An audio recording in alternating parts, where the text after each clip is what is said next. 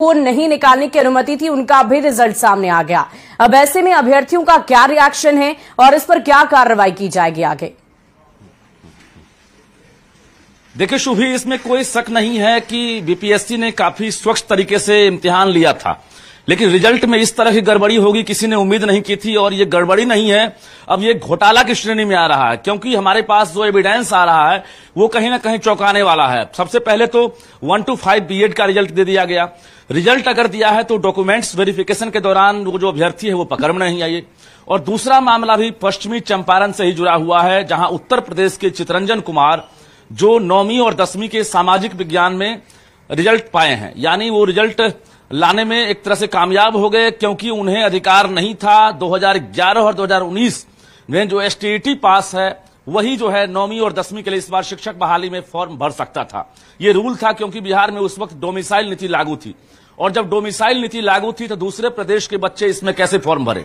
अब रही बात फॉर्म भरने के बाद, न तो उसका फॉर्म रिजेक्ट किया गया चितरंजन कुमार का, और उसके साथ साथ जब बीपीएससी ने वेरिफिकेशन किया उस वक्त भी ये चितरंजन कुमार पकड़ में नहीं आया कि सामाजिक विज्ञान का जो अभ्यर्थी एसटीईटी का सर्टिफिकेट दिखा रहा है ये फर्जी है या सही है। अब इसके बाद रिजल्ट जारी हो गया।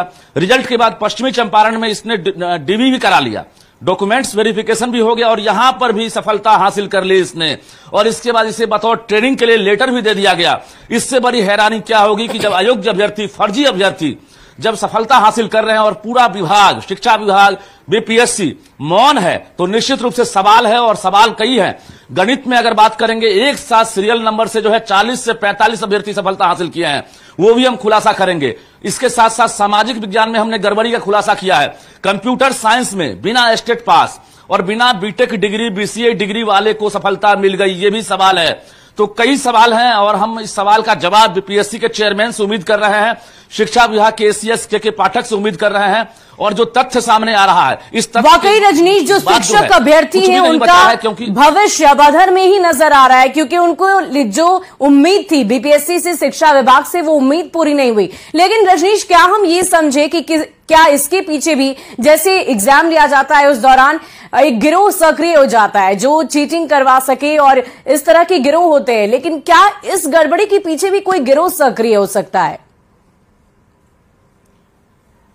बिल्कुल गिरोह सक्रिय होगा, आपने सही कहा। और हम बता दें आपको कि शिक्षा विभाग ने यह इशारा दिया था कि डॉक्यूमेंट्स वेरिफिकेशन के दौरान आयोग ने भी कहा था कि वैसे अभ्यर्थी पकड़ में आएंगे, लेकिन अब तक कहीं से भी कोई गिरफ्तारी की खबर नहीं आई है, ना ही डॉक्यूमेंट्स वेरिफिकेशन के दौरान रिजेक्शन की खबर आ रही है।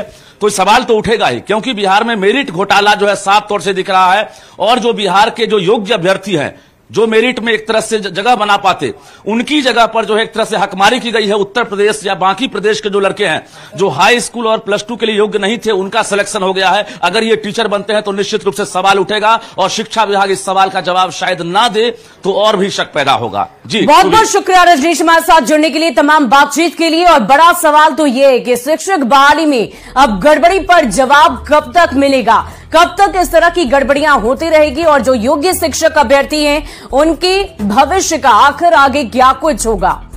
तो सवाल कई हैं, और देखना होगा कि बीपीएससी और शिक्षा विभाग की तरफ से कब तक इस सवाल का जवाब मिलता है। और देखिए, शिक्षा